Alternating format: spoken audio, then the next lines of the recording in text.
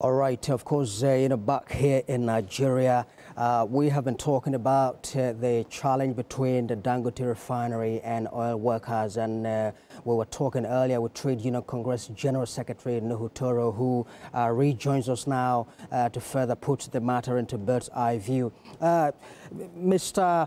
Nuhu, well, what is your call to Dangote refinery management and possibly the federal government in finding permanent solution to this crisis, understanding full well that Labour Minister Dingyadi has also extended invitation to the two parties to meet Monday morning?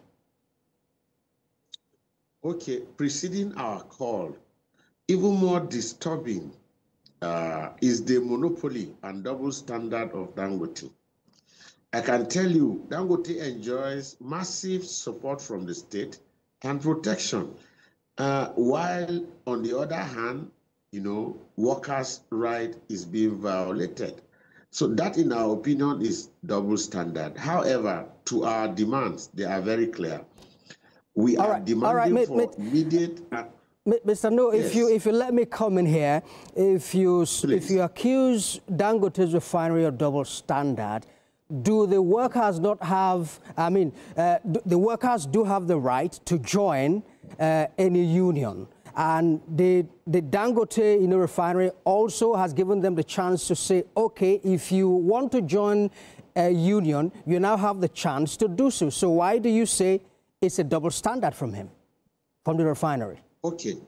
The reason why I say Dangote company, their strategies is disturbing to us, which I alluded to, monopoly and double standard, is because on one hand, Dangote enjoys a lot of goodwill from the state, from the government, while on the other hand, the same Dangote denies workers their right to belong to the union of their choice.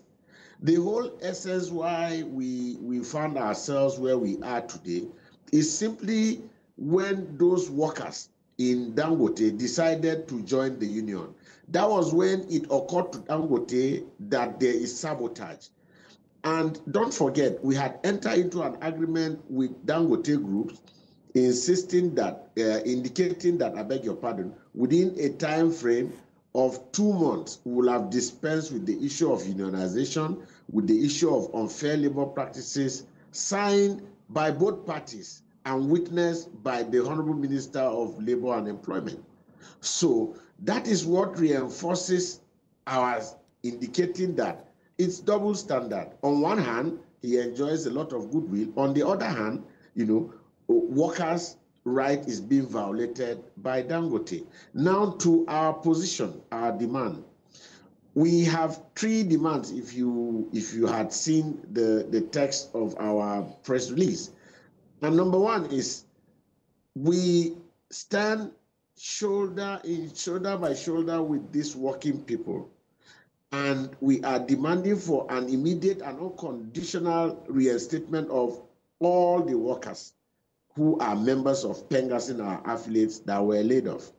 All right. We are demanding for a public apology from Dangote management with a firm assurances against future reoccurrence of victimization. All right, Mr. Nuhu Toro, unfortunately, we do not have as much time as we would have loved to have to talk more about this. But of course, as I mentioned earlier, the federal government has waded in now, giving invitation to both parties to come tomorrow and of course, sort things out. We must thank